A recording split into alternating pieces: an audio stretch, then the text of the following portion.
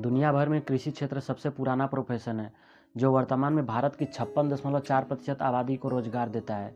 यह एक global agricultural power house है, जो पिछले वर्ष दुनिया की 12% भूमि का उपयोग करके दुनिया की 18% आबादी के लिए पर्याप्त भोजन पैदा करने की ताकत रखता है। सदियों से भारतीय खेतों को पारंपरिक जानकारी के साथ तैयार किया गया और जोता गया है, लेकिन पारंपरिक तरीके अब नई तकनीक के लिए रास्ता बना रहे हैं, जो आर्टिफिशियल इंटेलिजेंस की बदौलत खेतों को अधिक इफेक्टिव, प्रोडक्टिव और प्रॉफिटेबल बनाने का वादा करती है।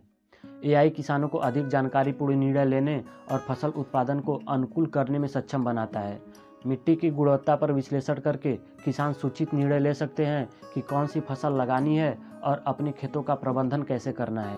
किसान अपने खेत में फसल सिस्टम लगाकर मौसम की सटीक जानकारी प्राप्त कर सकते हैं, जैसे कि धूप छांव, बारिश कब हो सकती है, पौधों की पत्तियों पर नमी कितनी है, मिट्टी का तापमान कैसा है, जिससे फसल को आने वाली रोगों से बचाया जा सके। खरपतवार और कीटों का पता लगाने और उनकी पहचान करने के लिए एआई संचालित कैमरों और सेंसर का उपयोग शामिल है। यह तकनीक किसानों को नुकसान होने से पहले सुधारात्मक कार्रवाई करने में मदद कर सकती है, जैसे कि फसल को पानी कब देना है, फसल में कोई रोग है क्या, कीटनाशक का छिड़काव कब और कितनी मात्रा में करना चाहिए। इन सभी डाटा को इकट्ठा करके एआई संचालित सेंसर किसान के मोबाइल ऐप पर भेज देते हैं। जिस काम को करने में 20 लोगों की जरूरत पड़ती, उसे सौर ऊर्जा से चल रहे छोटे रोबोट खेत में निराई गुड़ाई करने में सक्षम है। कीटनाशकों से बचने के लिए जैविक किसान इसका उपयोग कर सकते हैं। भारत सरकार अब कृषि के क्षेत्र में ड्रोन के उपयोग पर जोर दे रही है। देश 2030 तक एक इंटरनेशनल ड्रोन हब बनना चाहता है। स्थानीय उद्योग को मजबूत करने के लिए ड्रोन के आयात पर आंशिक प्रतिबंध है। किसानों के लिए ड्रोन का उपयोग करने से रसायनों के संपर्क में कम आएंगे, अपने खेत की निगरानी कम समय में सटीक जानकारी के साथ कर सकेंगे। लेकिन भारत में ड्रोन और खेती के साथ साथ कुछ चुनौतियां भी हैं, जिनमें सबसे बड़ी चुनौती है लागत।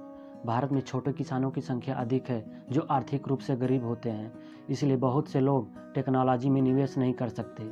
इस वर्ष 2023-24 के लिए कृषि और कृषि क्षेत्र के लिए 1,15,000 करोड़ से अधिक का बजटीय आवंटन किया गया है। विशेष रूप से किसान शिक्षा के लिए आवंटित 900 करोड़ रुपए शामिल है। ऐसे सरकारी प्रयासों के कारण एग्रीकल्चर सेक्टर में सुधार हुआ है, जो 2020-21 में 3.6% और 2021-22 में 3.9% की दर से बढ़ा। भविष्य में किसानों की मददगार मशीनें तैयार करने के लिए एशिया, यूरोप, अमेरिका और कनाडा में स्टार्टअप कंपनियां उभर आई हैं। एशिया प्रशांत क्षेत्र वास्तव में एग्रीटेक के लिए सबसे तेजी से बढ़ता बाजार है। पिछले 20 सालों में मजदूर लगातार कम हुए, खेती के अलावा दूसरे काम ज़्यादा आकर्षक हैं, लोग उनमें जा रहे हैं। तो क्या भविष्य स्मार्ट खेती का है? लेकिन अब भी भारत में केवल 2% किसान खेती में टेक्नोलॉजी का उपयोग करते हैं।